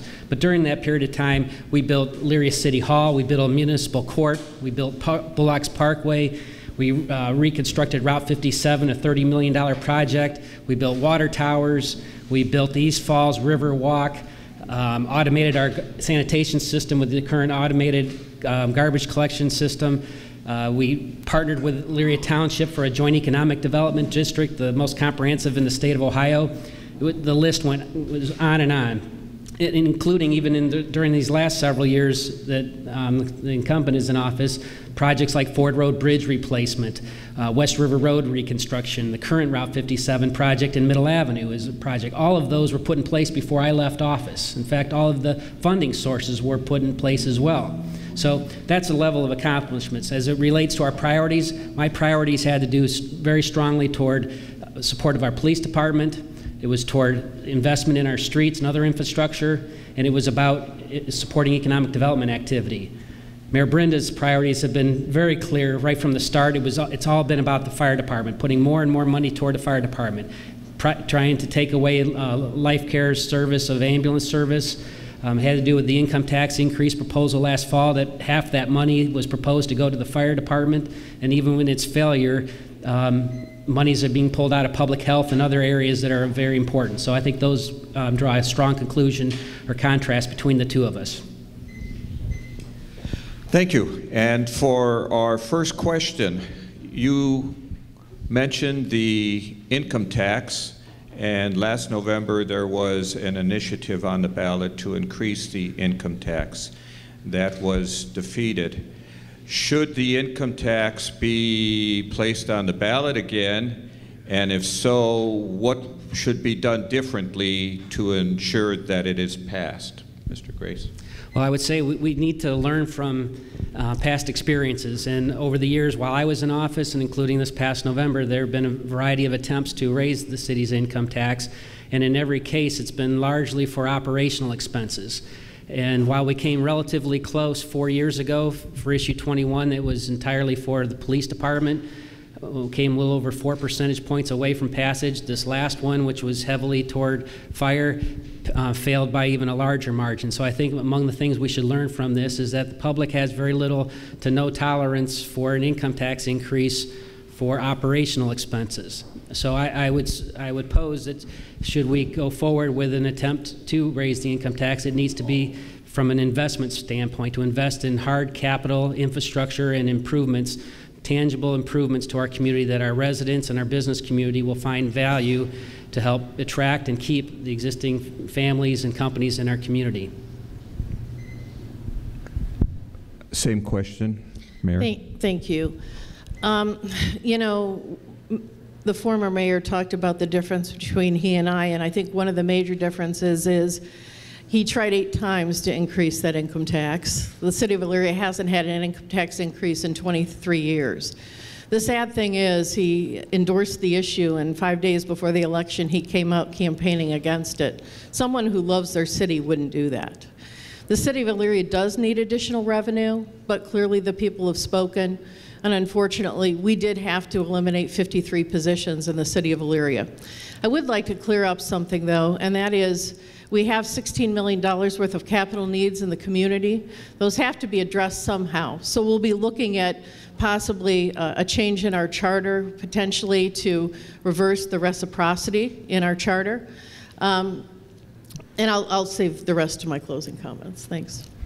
And next question, beginning with Ms. Brenda, and that is, you both spoke about different achievements and plans and accomplishments during your tenures. Is there, in fact, a master plan for the city of Elyria, and perhaps would a Lorain County master plan be better? Thank you. Yes, there is a master plan. We're in the process actually of updating it right now, but there is a fundamental difference between the Brindle administration and the Grace administration on this issue. In the past, our plan has consisted of a wish list, and yes, it did have community input, and that's very valuable. But for the first time in our history, we are conducting a market analysis to be able to benchmark where Elyria's position is, not only in the region, but the county, and within our business districts themselves. It's one thing to have ideas about putting improvements in place to create jobs and improve our business areas, but it's another thing to make wise investments. And to be able to do that in the context of market analysis is important. I do think it's important for the cities of Lorain and Elyria to be part of a larger economic development initiative. I do think it's incumbent eventually upon Team Lorain County to take that on as an initiative and adopts 3 or 4 major common goals that we can share as cities, because none of our communities can do it alone. And the same question, Mr. Grace. Yeah, thank you. As far as the priorities and planning are concerned, we embarked during my time in office the Elyria Plan 2015 that entailed hundreds of residents that participated, invested dozens of personal hours of their time, hundreds in some cases, toward improving and planning for Elyria's future. And we came up with a very solid priority list of improvements. The key element of that plan was to support the construction of a new Elyria High School, and that was accomplished shortly after those recommendations came forward. So, you know, we do have a blueprint that's very important. As it relates to countywide planning, I would say that speaks more toward partnerships. We need Elyria and Lorain and other communities in the county, we need to partner everywhere possible with ourselves as far as municipalities, but also with the county. We partnered with the county to do our fire dispatch. It saved the city of Elyria about a little over $350,000 year in and year out. Other plans were evolving before I left office, having to do with public health consolidation, as well as consolidation efforts with the law enforcement dispatch. Those are important areas. And one final question as a bonus question. Recently, Bendix Corporation decided to relocate to Avon. And during your administration, there were a number of businesses that also relocated to other locations from Elyria. What can be done in your future administration, and Mayor, what would be done in your second administration to try to rectify the loss of industry and jobs?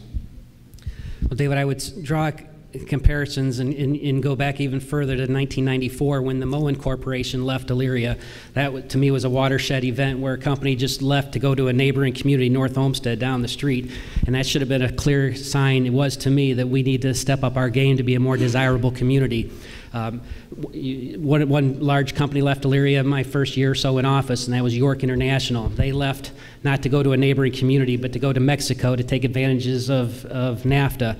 That we couldn't compete with. As it relates to Bendix, that's an issue of the quality of our community. In our community, it needs to be a call to action. We need to invest in our community. We need to invest in our roads more heavily. We need to raise the standards of construction, and we need to improve the quality of life investments in terms of parks and recreational opportunities. That's why I proposed before I left office that we partner with Lorain County Metro Parks. It led a community discussion that led to a commitment from both parties to enact the agreement that's in place now. Same question, Mayor. Sure. In terms of Bendix, the City of Elyria put together a very comprehensive response. They had indicated to us that rebuilding in the City of Elyria would cost them about $30 million. Through a very creative incentive package, we were able to reduce that to $13 million. To build outside of the community, it's a price tag of more like $60 million. Sometimes money is not everything. Sometimes they're looking for a new place with vacant land to be able to start over. But I think more importantly, when I came into office, we did not have the economic development tools necessary to be more proactive. For the first time, we have an economic development plan.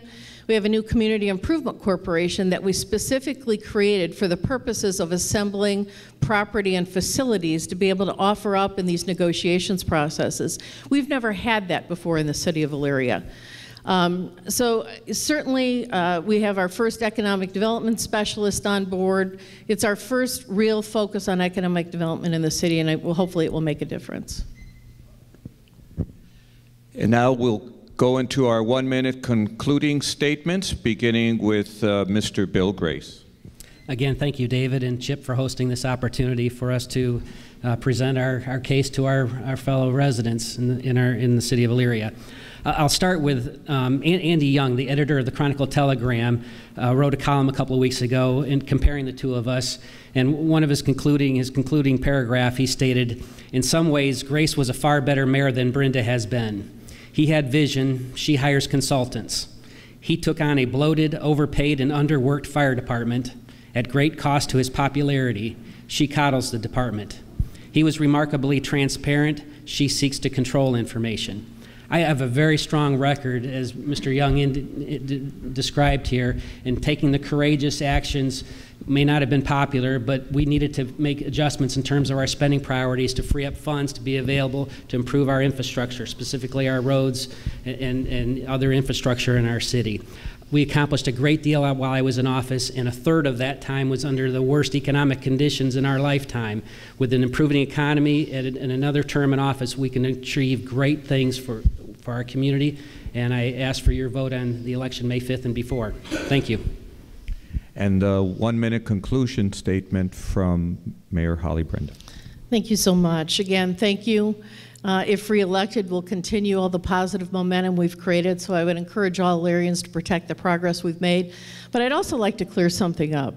I asked our finance department to run this graph. This is a pictorial of expenditures in the general fund from the Keyes administration to the Grace administration to the Brenda administration.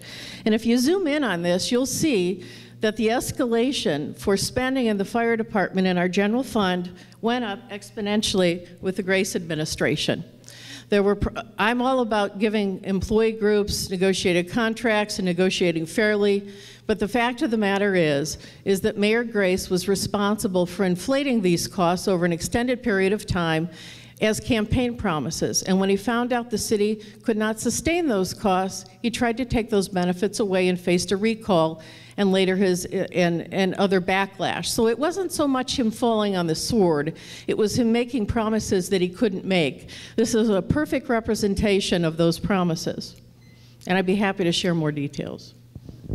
And that concludes our roundtable with the candidates for the City of Elyria, Ms. Brenda and Mr. Grace. I want to thank you very much for being a part of our program this evening. And that concludes our roundtable sessions. And we will now have a closing statement, one closing remarks from our President, Mr. Tim Carrion.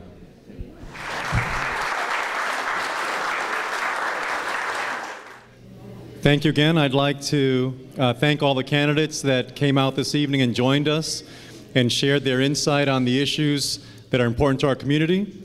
I'd also like to thank Mr. Joe Bach and Lorain City Schools for coming out and filming the event. Again, it will be on Channel 20, so thank you to them for that. Also, I'd like to thank WEOL for being here and recording with us and sharing the information. I'd like to thank Becky Rodriguez, our Events Committee Chair, and her committee. Angie Martinez and Elizabeth, the young ladies that greeted us at the registration table. Thank you very much for doing this every 6 months for us. Also, I'd like to thank Juanita Sankis and Tomas Cabasa. They were our timekeepers today. Thank you very much. Do I have more time? Am I out of time? Oh. I'd also like to remind everyone we have our 20th Annual Leadership Conference this April 25th. The information is on our website, chiplorain.org. And I'd like to remind everyone that early voting has begun, so make sure that you take on the responsibility of voting and making your decision about who will be representing us these next terms. I'd like to leave you with a quote by Patrick Murphy, and the quote says, "The political process does not end on Election Day. People need to stay involved in the process by continuing to pay attention to the conversation and holding their leaders accountable for the decisions they make." Thank you very much. Have a great night. This has been a production of Lorain City Schools TV20 WLCS. To purchase a high-quality copy of the program you just viewed, please call Lorain City Schools Television at 282-8400.